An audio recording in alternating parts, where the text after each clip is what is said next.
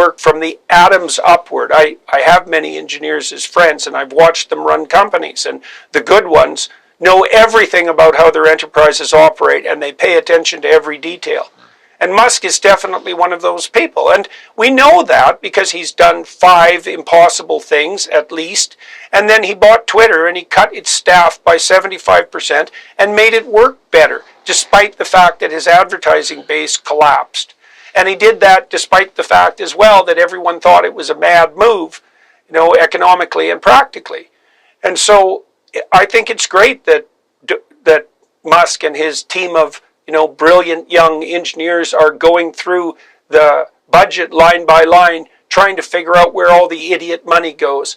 And I think the left is appalled by that because they've set up an entire network of so-called non-governmental agencies, organizations, NGOs, that are essentially funded by taxpayer money that run their quasi-criminal radical enterprises all around the world, and now the gravy train has ceased to operate. And so it's not surprising they're unhappy about that.